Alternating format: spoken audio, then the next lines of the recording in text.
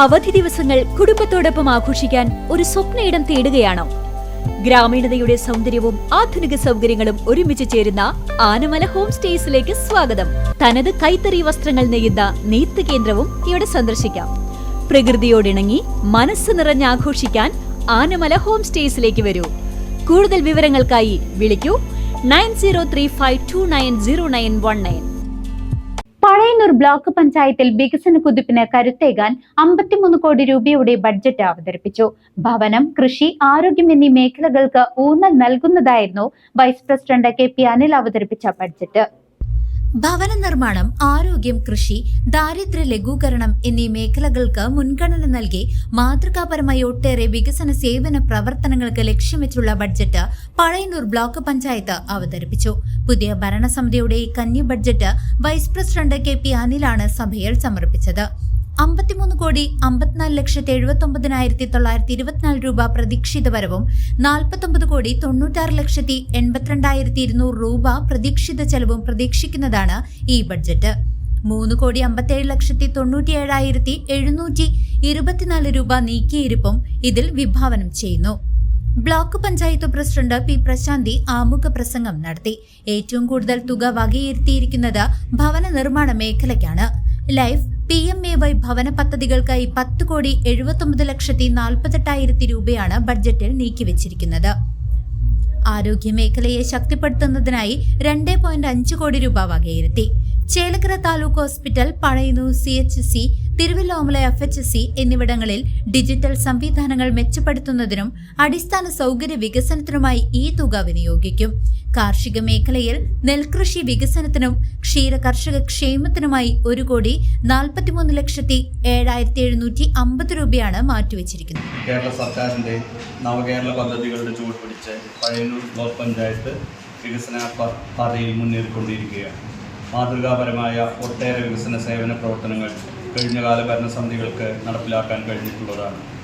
Pazhayannur block panchayat ഭവന നിർമ്മാണം, ആരോഗ്യം, കൃഷി, ദാരിദ്ര്യ ലഘൂകരണം എന്നീ മേഖലകൾക്ക് മുൻഗണന നൽകി 53,54,79,924 രൂപ പ്രതീക്ഷിത വരവും 49,96,82,200 രൂപ പ്രതീക്ഷിത ചെലവും 3,57,97,724 രൂപ നീക്കിയിരിപ്പും പ്രതീക്ഷിക്കുന്ന ഈ ഭരണസമിതിയുടെ ആദ്യത്തെ ബഡ്ജറ്റാണ് ബഹുമാനപ്പെട്ട അംഗങ്ങളുടെ അനുമതിയോടുകൂടി ഈ ബ്ലോക്ക് പരിധിയിലെ ജനങ്ങൾക്ക് വേണ്ടി ഞാനിവിടെ അവതരിപ്പിക്കുന്നത്. പഴയന്നൂർ ബ്ലോക്ക് പഞ്ചായത്തിൻ്റെ സർവ്വതോന്മുഖമായ വികസനം ലക്ഷ്യം വെച്ചുകൊണ്ടാണ് 2026-27 വർഷത്തെ ബഡ്ജറ്റിന് രൂപം നൽകിയിട്ടുള്ളത്. നമ്മുടെ പരിമിതികളും സാധ്യതകളും തിരിച്ചറിഞ്ഞ് സംസ്ഥാന ഗ്രാൻറ്റുകളും തനത് ഫണ്ട് വർദ്ധിപ്പിക്കുന്നതിനുള്ള നൂതന നിർദ്ദേശങ്ങളും മറ്റു വരുമാന മാർഗങ്ങളും സംയോജിപ്പിച്ചുകൊണ്ടാണ് ഈ ബഡ്ജറ്റ് തയ്യാർ ചെയ്തിട്ടുള്ളത്. നിലവിൽ വിജയകരവും ഫലപ്രദവുമായി നടപ്പാക്കി വരുന്ന എല്ലാ പദ്ധതികളും തുടരുന്നതിനോടൊപ്പം തന്നെ പുതിയ ആശയങ്ങൾ നടപ്പിലാക്കുന്നതിനും ഈ ബഡ്ജറ്റിൽ തുക വകയിരുത്തുന്നതിന് പ്രത്യേകം ശ്രദ്ധിച്ചിട്ടുണ്ട് എന്ന വിവരം ബഹുമാനപ്പെട്ട സഭാ അംഗങ്ങളെ സന്തോഷപൂർവ്വം അറിയിച്ചുകൊള്ളുന്നു. മൃഗസംരക്ഷണ മേഖലയിൽ തെരുവ് നായ നിയന്ത്രണത്തിനായി ഗ്രാമപഞ്ചായത്തുകളിലുമായി സഹകരിച്ച് പോർട്ടബിൾ ABC സെന്റർ ആരംഭിക്കാൻ 25 ലക്ഷം രൂപയും മുട്ടക്കോഴി വിതരണത്തിനും മൊബൈൽ വെറ്റിനറി യൂണിറ്റിനുമായി 7 ലക്ഷം രൂപയും ഉൾപ്പെടെ 32 ലക്ഷം രൂപ അനുവദിച്ചു. പട്ടികജാതി വിഭാഗങ്ങളുടെ ക്ഷേമത്തിനായി 2,97,91,000 രൂപയും പട്ടികവർഗ വിഭാഗത്തിനായി 4,44,000 രൂപയും വകയിരുത്തി. കൂടാതെ സ്ത്രീ ശാക്തീകരണം, ഭിന്നശേഷി സൗഹൃദ പദ്ധതികൾ,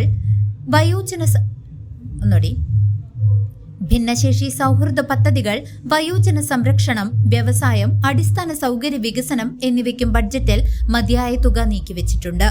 block panchayat secretary Alfred Sojan, വിവിധ ഭരണസമിതി അംഗങ്ങൾ, ഉദ്യോഗസ്ഥർ തുടങ്ങിയവർ ബഡ്ജറ്റ് അവതരണ ചടങ്ങിൽ സംബന്ധിച്ചു. ഇതുപോലെ പാർപ്പിട മേഖലയ്ക്ക് വളരെയധികം മുന്നിൽ നൽകിക്കൊണ്ടാണ് മുന്നോട്ട് പോയിക്കൊണ്ട് അതിൻ്റെ ഒരു ഭാഗമായിട്ട് നമുക്ക് കഴിഞ്ഞ വർഷത്തെ ജില്ലയിലെ ഏറ്റവും കൂടുതൽ ലൈഫ് PMAY വീടുകൾ കൊടുത്തതിനൊരു അവാർഡ് പോലും നമുക്ക് ലഭിക്കുകയുണ്ടായി. അപ്പോൾ നമ്മൾ വീണ്ടും ഇത്തരത്തിൽ പാർപ്പിടമില്ലാത്ത ആളുകൾക്ക് പ്രാധാന്യം നൽകുക എന്നത് തന്നെയാണ് ഈ ബഡ്ജറ്റിനകത്തും നമ്മൾ ചെയ്തിട്ടുള്ളത്. നല്ല 1,45,00,000 രൂപ വകയിരുത്തിക്കൊണ്ടാണ് നമ്മൾ ബഡ്ജറ്റിനെ വിഭാവനം ചെയ്തിരിക്കുന്നത്. നമുക്കത് പൂർത്തീകരിക്കാൻ സാധിക്കണം. അതുപോലെയുള്ള എല്ലാ പദ്ധതികളും എല്ലാ മേഖലകളിലേക്കും വിഭാവനം ചെയ്തുകൊണ്ടുള്ള ഈ ബഡ്ജറ്റിനെ സർവാത്മന സ്വാഗതം ചെയ്യുന്നു. ഈ പദ്ധതികളെല്ലാം ഏറ്റെടുത്ത് നടപ്പിലാക്കുന്നതിന് എല്ലാ ഭരണസമിതി അംഗങ്ങളുടെയും ഇംപ്ലിമെന്റിംഗ് ഓഫീസർമാരുടെയും പരിപൂർണമായ സഹകരണം ഉണ്ടാവണമെന്ന് ഈ അവസരത്തിൽ അഭ്യർത്ഥിക്കുകയാണ്. പ്രത്യേകിച്ച് വേറെ ഭിന്നഭിപ്രായങ്ങളൊന്നും ഇല്ലാത്തതുകൊണ്ട് തന്നെ എല്ലാവരും ഈ ബഡ്ജറ്റിനെ ഒറ്റക്കെട്ടായി അംഗീകരിക്കുന്ന ഒരു കാഴ്ചയാണ് ഇവിടെ ഉള്ളത്. അത് വളരെ നല്ല കാര്യമാണ്. എല്ലാ ബഡ്ജറ്റിൽ പങ്കെടുത്ത മുഴുവൻ ആളുകൾക്കും ആശംസകൾ അർപ്പിച്ചുകൊണ്ട് CCV ന്യൂസ് പഴയന്നൂർ.